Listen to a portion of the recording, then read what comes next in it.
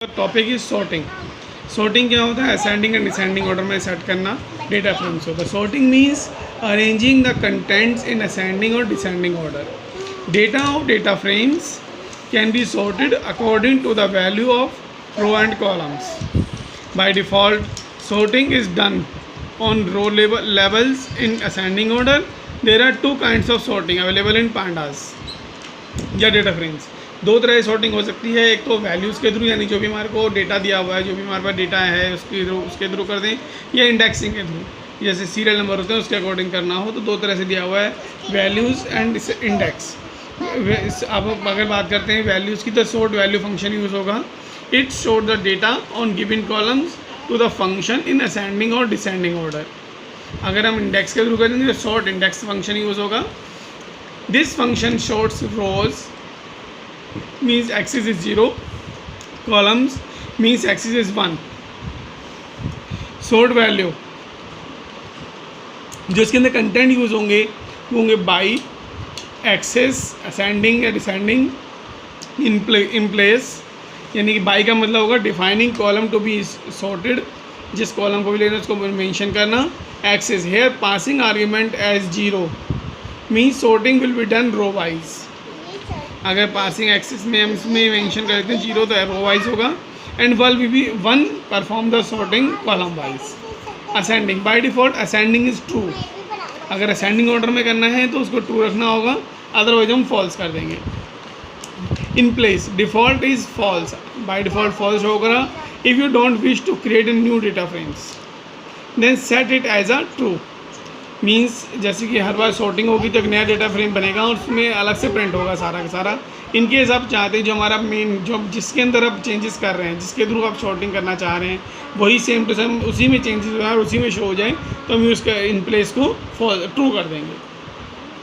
However we will be using by argument sorting only और the CBSE circular, तो mention करने के लिए सब तरीका दिया हुआ है और किस तरह से इसमें काम करते हैं।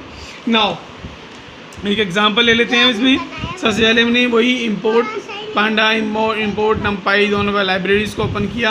उसके बाद हमने डाटा फ्रेम्स बनाया डिक्शनरी के थ्रू, जैसे नेम PD सीरीज़ एक सीरीज़ ले ली, उसके अंदर पूरी एज PD सीरीज़ एक सीरीज़ पूरी इसकी भी ले लेंगे।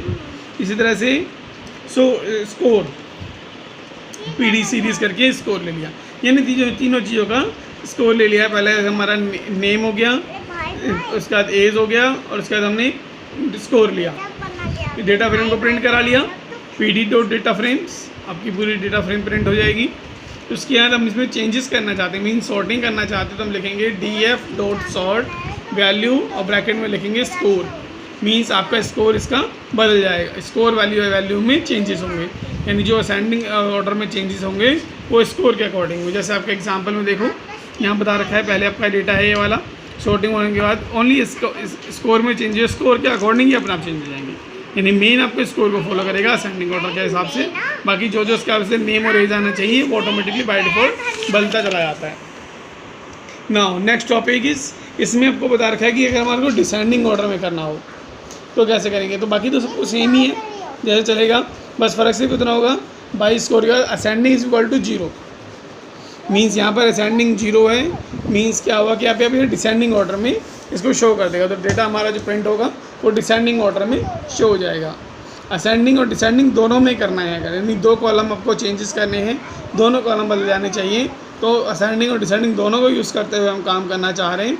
तो ऐसे में इसके अंदर पहले देखो इस तरह बताएंगे, देखो यहाँ पे दिया हुआ है score value as and score same दिया हुआ है।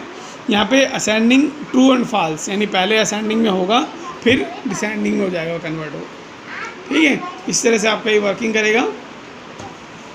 तो इसका देखिए इसका आंसर ये आपके सामने दिया हुआ है, ये आपके असेंडिंग में हो गया और ये डिसेंडिंग ऑर्डर के हिसाब से उसके बाद में चेंज कर देगा जरूरत पड़ने पर। ये अगर दोनों एक साथ यूज़ करने असेंडिंग और descending then you can use this option. Now the next option is index wise change करना। यहाँ आप देखो एक हमारे को सीरीज़ दी हुई है नेम की, उसी तरह इसके और सब दिया हुआ है। अब यहाँ पे री इंडेक्स कर रहे हैं, देखो एक कंडीशन यूज़ की है री इंडेक्स। री इंडेक्स मीन्स जो पहले प्रिंट होगा 1 वाली वैल्यू, फिर 4, फिर 3, फिर 2, फिर 1। यहाँ आपको पहले से पता होगा कि 0, 1, 2, 3 4, समझ रहे हो ना, क्योंकि 0 से स्टार्ट होगा, 0 1 2 3 4, तो यानी कि 1 4 3 2 एंड 0। नाउ तो आप इसको सॉर्ट कर रहे हैं इंडेक्स के थ्रू, तो मेंशन करना होगा df डॉट सॉर्ट इंडेक्स, यानी इसका इंडेक्सिंग बदल जाएगा। अभी सॉर्टिंग ऑर्डर में इंडेक्स चेंज हो जाएगा, इंडेक्स के अकॉर्डिंग सारा डेटा चेंज होगा। क्योंकि आप ये देखो, इसका एग्जांपल में देख लेते हैं किस तरह से किया जाएगा। ये वाला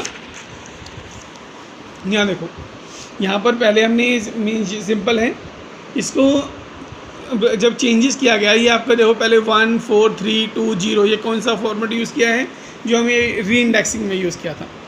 लेकिन जब हम इसके थ्रू सॉर्टिंग कर रहे हैं तो वही इंडेक्सिंग के साथ सेट हो जाएगा, 0 1 3 2 4, जैसे हमारा इंडेक्सिंग होता है उसके अकॉर्डिंग इसको एडजस्ट करके शो कर देगा।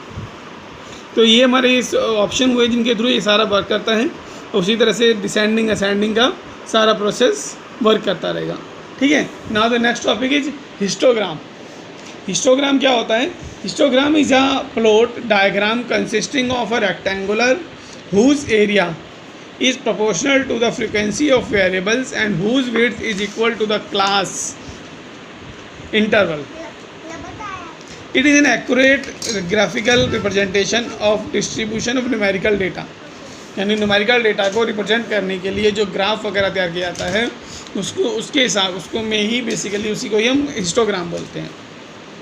It is an estimate of distribution of continuous variables, या कह सकते हैं quantitative variables. It is similar to the bar graph. To construct histogram, histogram अगर हम बनाना है, the first step is to bin the range of the value.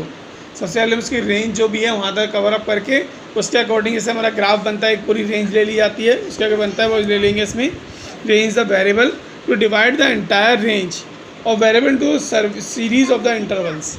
Means आपको उसकी पर्टिकुलर ब्रेकअप करने होंगे, जैसे कि 1,000 के कर लिए, इस तरह कर लिए, ऐसे यहाँ पे ब्रेकअप देखो, यह दिया हुआ एक सीरीज़, इसका पर्टिकुलर एक ब्रेकअप किया जाएगा। हम देख लें कि किस किस ब्रेकअप से, यानी 40 का बीच में गैप रख लें, 50 का गैप रख लें, इस तरह ब्रेकअप करके इसको एडजस्ट किया है। Interval then count how many values fall into each interval, कितनी कितनी वैल्यूज़ में किया सकती हैं। The bin are usually specified as a consecutive non overlapping, repeat नहीं होना चाहिए इंटरवल ऑफ द वैल्यूज़।